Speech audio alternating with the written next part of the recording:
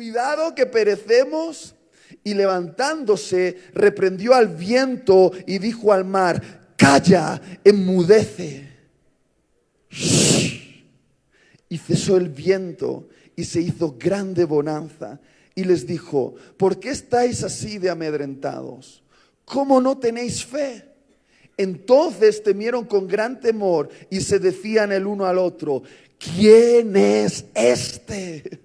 ¿Quién es? Que aún el viento y el mar le obedecen. Por favor, préstame atención en los siguientes minutos. Jesús les dijo a sus discípulos y nos dice a todos nosotros hoy: pasemos al otro lado. Y seamos claros, seguir a Jesús es incómodo, porque seguirlo siempre se trata de salir de este lado de lo conocido e ir a este lado de lo desconocido. Se trata de salir de tu zona de confort y enfrentarte a un desafío nuevo para el cual crees que no estás preparado.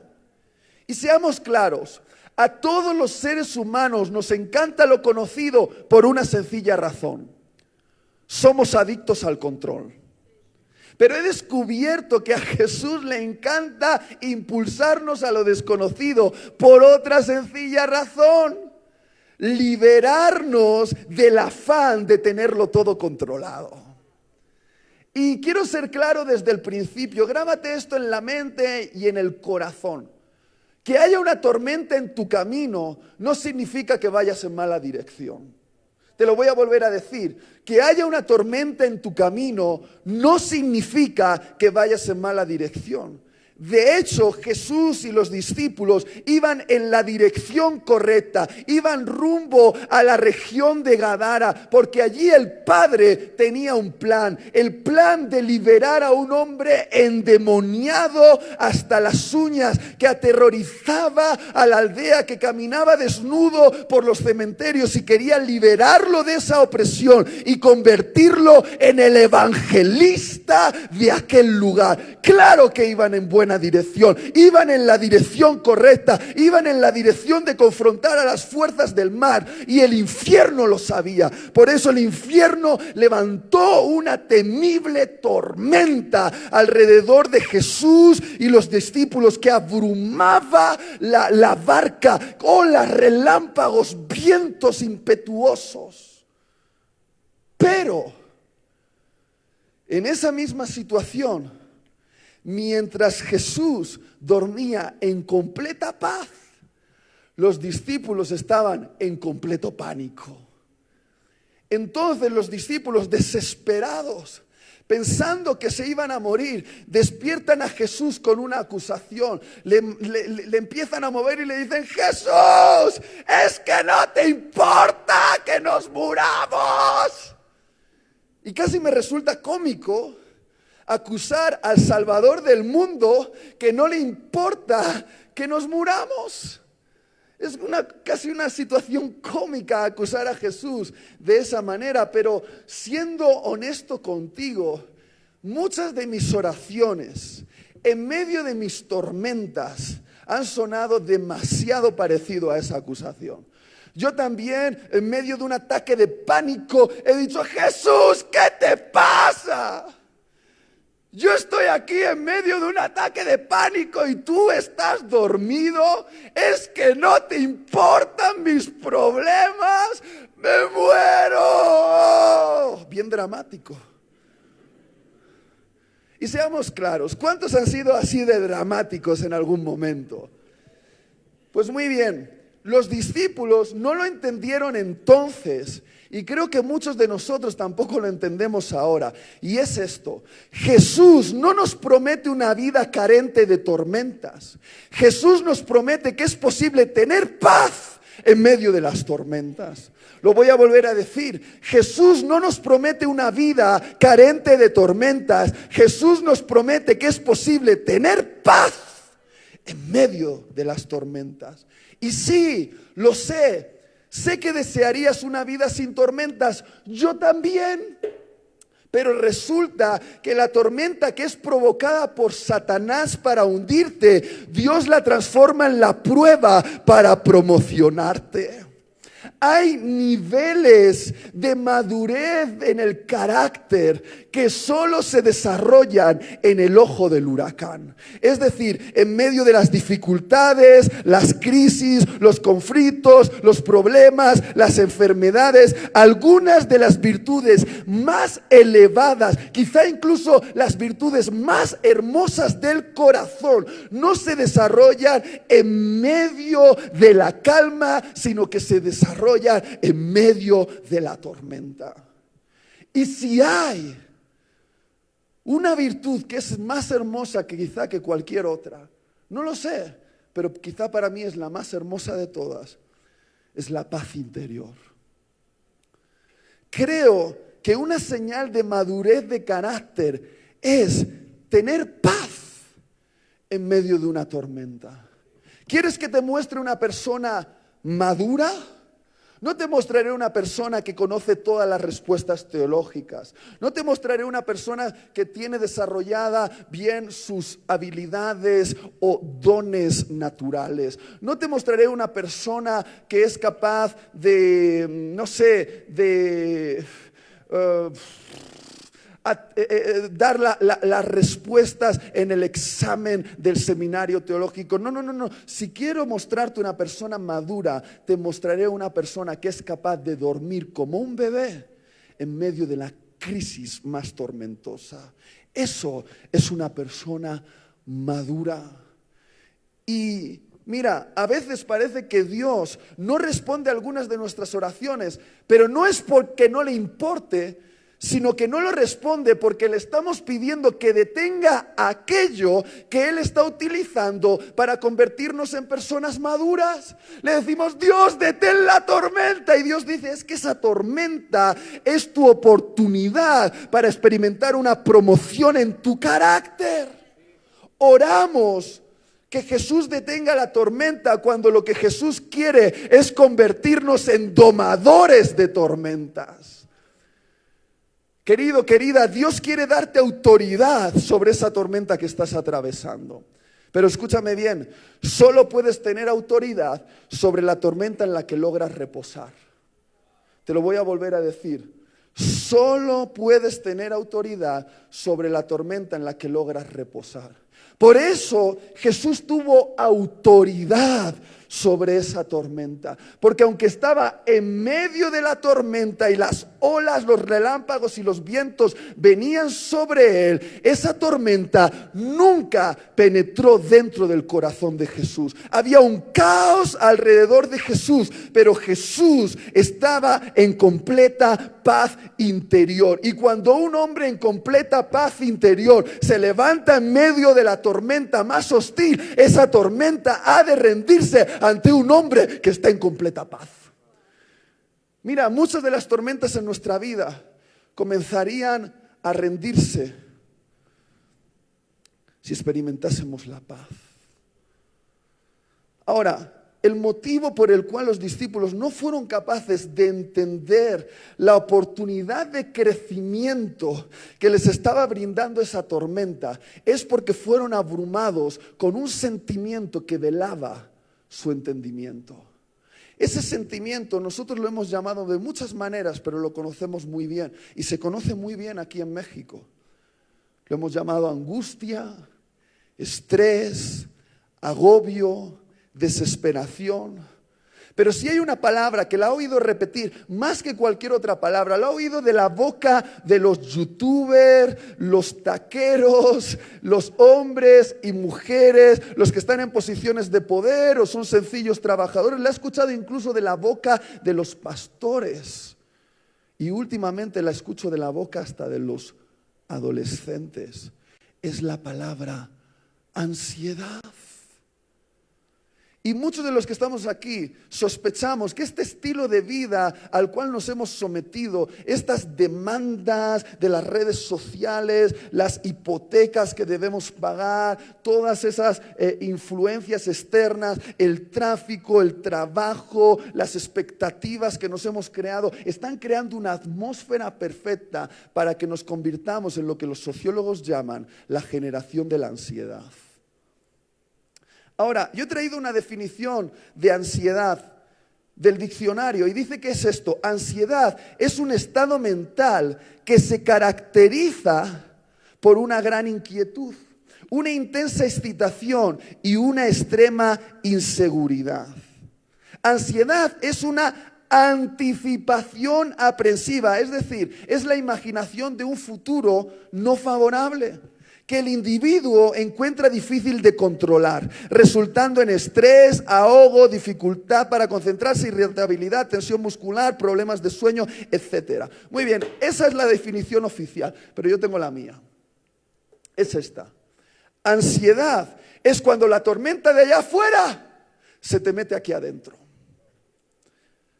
Ansiedad es cuando la tormenta que te rodea logra penetrar dentro de tu alma. Y déjame ser claro contigo: siempre va a haber tormentas.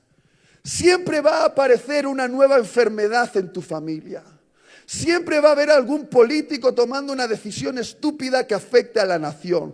Siempre va a haber un atasco que no te va a permitir llegar a tu destino a tiempo. Siempre va a haber algún familiar que crea un conflicto en la casa. Siempre va a haber una nueva crisis económica. Siempre va a haber una mala decisión de tu jefe de trabajo que haga que tu economía flaquee. Siempre va a haber tormentas. Y no puedes evitarlas, pero sí puedes evitar que las tormentas se metan dentro de ti. Y en esta escena del Evangelio queda demostrado que en una misma tormenta podemos transitar de dos maneras diferentes: en completa paz o en completo pánico, como Jesús o como los discípulos. Y seamos claros, durante los 3 años de vida de Jesús, Jesús nunca conoció la paz en el mundo que le rodeaba. El mundo que rodeaba a Jesús estaba en caos, era una tormenta constante. Satanás lo tentaba, el imperio romano observaba cada uno de sus movimientos para mantenerlo controlado, sus familiares dudaban de él y lo juzgaban, los fariseos le preparaban trampas y planeaban su matanza, el pueblo demandaba milagros y siempre decía: danos más pan, danos más peces, danos más señales. Mira, el mundo que rodeaba a Jesús estaba en caos, pero el mundo interior de Jesús estaba en completa paz. Allá afuera todo era una tormenta, pero aquí adentro, dentro de Jesús, todo estaba en paz. Querido, querida, las tormentas no cesarán, al menos hasta que Cristo regrese. Y si te han dicho que al hacerte cristiano las tormentas iban a terminar, ¡tururú! Se pone peor. Se pone peor. La promesa de Jesús no es ausencia de tormentas. La promesa de Jesús es que se puede lograr paz interior a pesar de vivir en un mundo de caos. Jesús dijo: mi paz os dejo, mi paz os doy, no como el mundo la da. Porque este mundo, este sistema del anticristo dirá paz y seguridad allá afuera. Pero Jesús dice: paz y seguridad aquí adentro. Este mundo te prometerá algo que no podrá cumplir, pero Jesús te dice: en este mundo tendrás aflicción, te lo prometo, pero confiad. Confiad, yo he vencido al mundo. Que no tenga temor tu corazón, que no se amedrente, porque te lo prometo, al final del libro ganamos, ganamos. Yo me lo he leído, alerta de spoiler, ganamos. Ganamos. Ahora, ¿qué nos enseña el ejemplo de Jesús acerca de la ansiedad mientras él transitaba en esta tormenta. Y si no has prestado atención hasta aquí, tengo 13 minutos, son los 13 minutos más importantes del mensaje. ¿Está bien? ¿Te tengo aquí? Jesús nos enseña que las circunstancias externas que nos rodean no son las responsables de nuestra ansiedad. El responsable de nuestra ansiedad es nuestra manera de pensar acerca de las circunstancias que nos rodean. Es decir, la ansiedad es producto de un proceso mental. Es decir, la ansiedad no está allá afuera, la ansiedad está aquí adentro.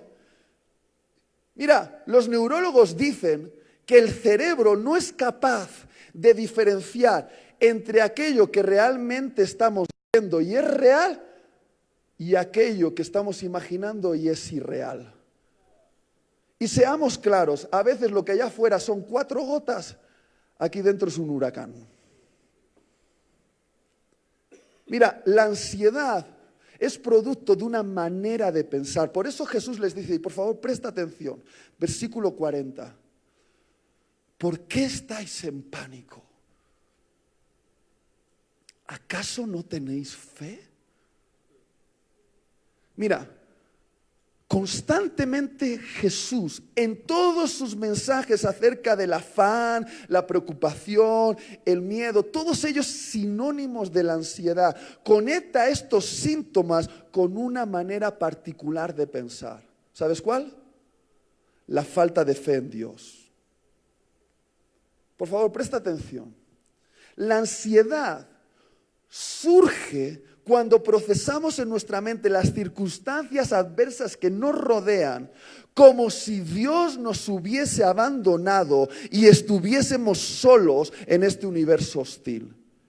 Es decir, la ansiedad es producto de una manera de pensar incrédula. Una manera de pensar que quizá cree que Dios existe, pero ese Dios les ha abandonado, que nos ha dejado solos en este universo hostil. En definitiva, la ansiedad es producto de una mente huérfana. Y eso es lo que le ocurre a mi bebé. Yo estoy aprendiendo mucho de la ansiedad con mi bebé. Mi bebé tiene apenas 1 año y unos pocos meses y le estamos llevando ya en el proceso de que ella duerma en su cunita. Y de repente mi bebé se despierta en medio de la noche, en medio de la oscuridad. Y algo la hace pensar que está sola en medio de la oscuridad, que la hemos dejado abandonada, que se encuentra totalmente desprotegida y empieza a gritar ¡ah! ¡Ah! ¡Ah! ¡Ah! En un ataque de pánico. Y su mamá y yo sabemos que ella está segura, le hemos preparado una buena cuna, tiene su comida asegurada, tiene su vestimenta asegurada. De hecho, yo estaría dispuesto a morir para protegerla a ella. Si entrase un hombre malvado y quisiese raptarla, yo pondría mi vida para proteger a mi bebé. Pero mi bebé, cuando se encuentra en ese momento en medio de la oscuridad, es como que no entiende, cree que está abandonada, aunque es hija, piensa que es una huérfana y tiene un ataque de pánico. Y muchos de los que estáis aquí os pasa exactamente lo mismo. Os despertáis en medio de la noche, en medio de vuestro problema, y creéis que habéis sido abandonados por Dios. Y Jesús nos pregunta, déjame parafrasearte la pregunta: hijo, hija, ¿por qué estás tan ansioso? ¿Por qué te sientes tan abrumado por los problemas que te rodean? ¿Eres como aquellos que no creen en Dios y por lo tanto solo se tienen a sí mismos para sobrevivir en este mundo hostil? Porque si es así, si solo te tienes a ti mismo para afrontar el dolor, la injusticia y la muerte, es comprensible que tengas un ataque de pánico. Este universo puede ser desesperanzador para un ser tan frágil como tú. Pero dime, hijo, hija, ¿por qué piensas como lo hace un niño abandonado en medio de la oscuridad, que intuye que el monstruo viene a devorarle, pero no sabe de dónde le vendrá la mordida? ¿Todavía no crees en mí? ¿Todavía no me conoces? ¿Todavía dudas? Déjame hacerte una pregunta. ¿Cuántos de los que están en la sala creen en Dios? También los demonios y tienen ataques de pánico constantemente. La fe de la que nos habla Jesús aquí no es simplemente creer que Dios existe. La fe de la que Dios nos habla aquí es creer que Dios es bueno a pesar de que cosas malas nos estén ocurriendo. Y ese es otro tipo de fe, la fe en la bondad de Dios. Tener fe en que Dios tiene, como decía Cole ayer, todo el destino del universo en su mano. La fe es creer que a pesar de que aquí haya tormentas que nos toquen, enfermedades que nos afecten, crisis a nuestro alrededor, incluso la amenaza del martirio, cuando lo que ocurre a nuestro alrededor parece que no tiene sentido, es seguir creyendo que Dios es bueno. Por eso la ansiedad se conecta con la incredulidad. Y si la ansiedad se conecta con la incredulidad, la sanidad de nuestra ansiedad no son los ansiolíticos, no es creer en ti mismo y ni siquiera es negar tus problemas. El comienzo de la sanidad de tu ansiedad es el comienzo del descubrimiento de aquel que está contigo en la barca, en este viaje al otro lado, en medio de la tormenta. Y mi pregunta esta mañana es, ¿conoces a aquel que está contigo en la barca mientras atraviesas esa tormenta? Él es el atormentador de tormentas. Él es más temible que el cáncer. Él es más temible que la maldad. Él es más temible que el demonio más grande del infierno. Él es tan temible que devoró a la muerte en la cruz. Escúchame bien, escucha, no solo aplaudas, absorbe la verdad. Aquí dentro como una revelación la necesitas. Este mundo dice que nada puede sobrevivir a la muerte, pero el Evangelio dice que Jesús en esa cruz miró cara a cara a la muerte y confrontó al imperio de la muerte y venció a la muerte con su muerte. Le pegó un mordisco a la muerte y la dejó herida de muerte. Y aquel que es más temible que la muerte está en la barca contigo y le caes bien. Te ofrece su amistad. Y te asegura inmortalidad. ¿Cuántos de los que están aquí saben que son inmortales? Entonces, ¿por qué vives como si no lo fueras? Porque, escúchame, este cuerpo va a dejar de latir, va a dejar de respirar, va a dejar de procesar biológicamente, pero tú no eres solo este cuerpo. Tú eres alguien aquí dentro, tu ser interior, y es inmortal. Si Jesús está contigo en la barca, es un viaje a la inmortalidad. Escúchame, eres inmortal. Entonces, si la muerte no puede devorarte, ¿a qué le tienes miedo? Escucha, esto no es un mensaje de autoayuda. Ay, todo te va a ir bien, tranquilo. No te va a ir todo bien. Te estoy hablando de la fe que hizo que esos discípulos en ataque de pánico, años después de comprender quién era Jesús, después de haberlo visto en esa visión de Apocalipsis, después de haber entendido que el temible era su amigo, esos discípulos fueron capaces de enfrentar el martirio, la decapitación, la crucifixión, el apedreamiento, durmiendo como bebés en sus celdas el día antes de la ejecución.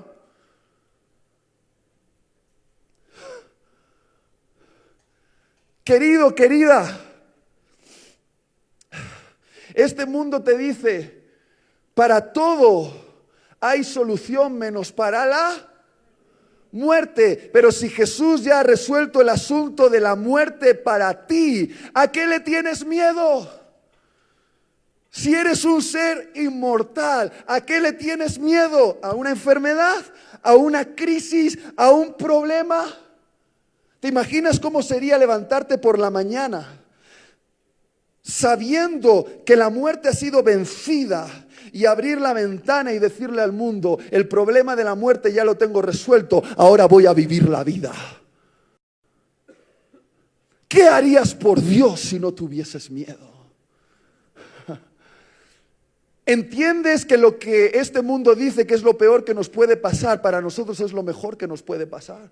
Porque el día que este corazón deje de latir, mi rostro va a ver aquel que está conmigo en la barca. Y mientras yo estoy moribundo y quizá gente llore mi muerte, yo tendré una sonrisa en mis labios, porque oiré susurrar a Jesús: tranquilo, vamos a pasar al otro lado, te lo prometo.